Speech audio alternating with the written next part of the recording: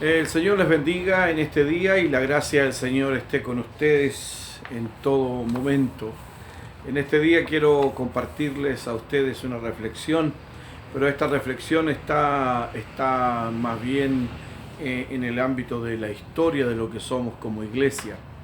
El Señor Jesús dijo a sus discípulos antes de partir, antes de ser llevado arriba con el Padre, en Hechos capítulo 1, versículo 8, pero recibiréis poder cuando haya venido sobre vosotros el Espíritu Santo, y me seréis testigos en Jerusalén, en toda Judea y en Samaria, y hasta lo último de la tierra. La iglesia desde el primer siglo ha venido cumpliendo con esta comisión de llevar el Evangelio a toda criatura. A lo largo de los siglos, la iglesia ha cumplido con esta tarea bajo la capacitación del Espíritu Santo prometido por Jesús para cada uno de sus discípulos. Y esta promesa es la que se llama la promesa del Padre. Es esta unción del Espíritu Santo sobre todos los creyentes, no sobre algunos, sobre todos los creyentes, porque es capacitación para ser testigos y para llevar el Evangelio hasta lo último de la tierra. En ese entendimiento de la palabra del Señor es que la iglesia se ha desarrollado. Las asambleas de Dios tienen una historia como denominación pentecostal y es la historia de una iglesia que ha crecido rápidamente en el mundo.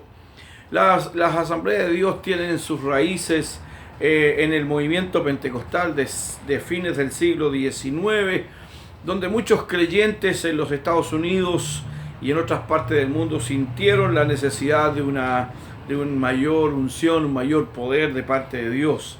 En respuesta a esta necesidad, los creyentes comenzaron en la búsqueda del Espíritu Santo, tal como ocurrió en el libro de los Hechos en el capítulo 2. Esta búsqueda les llevó entonces a recibir esa unción y es por eso comenzaron a llamarles pentecostales. El comienzo de este pentecostalismo moderno generalmente se puede localizar en las reuniones de oraciones que se realizaban en el Instituto Bíblico Bethel, en Topeka, Kansas, un avivamiento que se extiende luego a Missouri, Texas y después a California en la misión de la calle Azusa en Los Ángeles, en lugar donde durante 3 años se celebraron reuniones de avivamiento que trajeron personas de todo el país y de todo el mundo, y estas reuniones fueron las que sirvieron como un trampolín para que el mensaje pentecostal se extendiera alrededor de todo el mundo. Los aspectos pentecostales de este avivamiento por lo general no fueron bienvenidos por las iglesias ya establecidas. Muchos tuvieron que salir de sus congregaciones y formaron sus propias iglesias. Fue así que en 1914 líderes y laicos se dieron cuenta de varias necesidades que habían en este nuevo mover que Dios estaba propiciando. Primero, había la necesidad de un reconocimiento formal de ministros del Evangelio. También había necesidad de aprobar y respaldar a los misioneros que serían enviados. También era necesario hacer un registro contable funcional para todos los recursos que se recaudaron. Y tenía que haber necesariamente un aumento en la doctrina, en la literatura evangélica, en las escuelas de entrenamiento bíblico permanentes para los nuevos obreros. Fue así entonces que en 1914 se reunieron en un concilio general en Hot Spring, Arkansas, y de aquella reunión surgió entonces una fraternidad cooperativa que fue incorporada con el nombre del Concilio General de las Asambleas de Dios. En 1916, los miembros de este concilio redactaron la Declaración de Verdades Fundamentales Y fue esta una simple declaración que hasta hoy tenemos prácticamente sin cambios. Es decir, la declaración de verdades fundamentales no ha cambiado, ha permanecido desde el momento de su fundación. Y todavía estas verdades fundamentales le proveen a la iglesia una base sólida y una posición firme en la doctrina que es vital para que la iglesia permanezca. Las asambleas de Dios le dieron siempre y le han dado siempre un énfasis a las misiones y al evangelismo, obedeciendo a la gran comisión que el Señor ordenó a su iglesia de ir y hacer discípulos a todas las naciones, predicar el evangelio a toda criatura. Es un énfasis que la Asamblea de Dios nunca ha dejado de hacer. Hoy día la Asamblea de Dios está presente en más de 200 países en el mundo y ha tenido un crecimiento muy importante. Las Asambleas de Dios, como otras iglesias pentecostales, se han propagado en el mundo.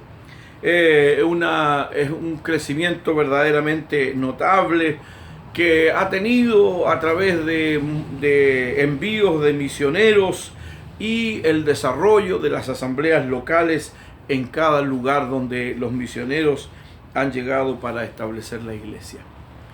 Cuando llegamos a la historia de las Asambleas de Dios en Chile, tenemos que necesariamente mencionar que un misionero en el año 1941, el reverendo H.C. Ball, acompañado con su familia, llegó a Chile y se hospedó en la casa de la familia Hoover.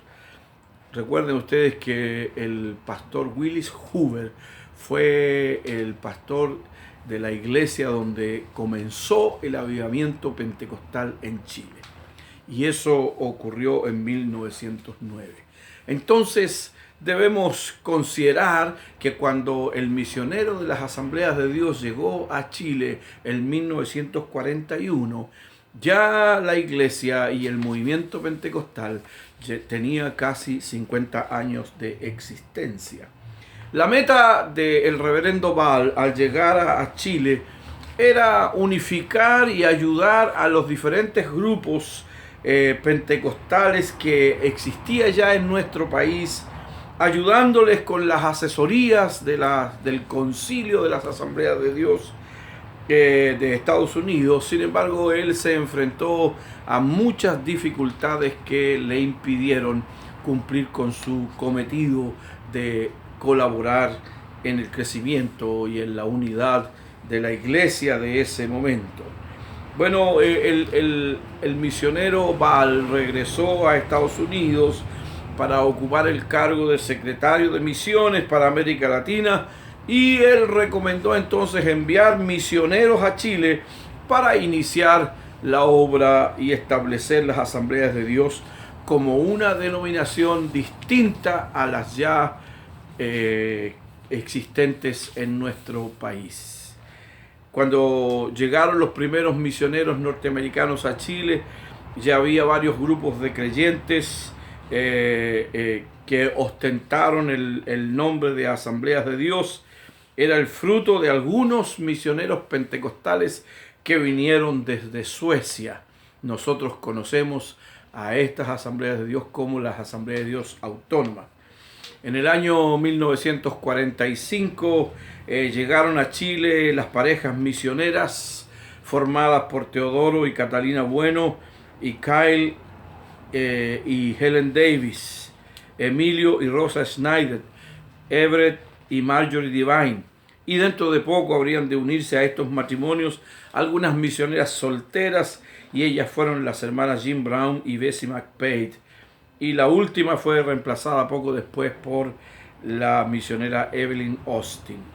Así comenzó a desarrollarse la Iglesia Asamblea de Dios en nuestro país, a través de un movimiento misionero pentecostal que vino desde Norteamérica a establecer esta denominación aquí en nuestra nación.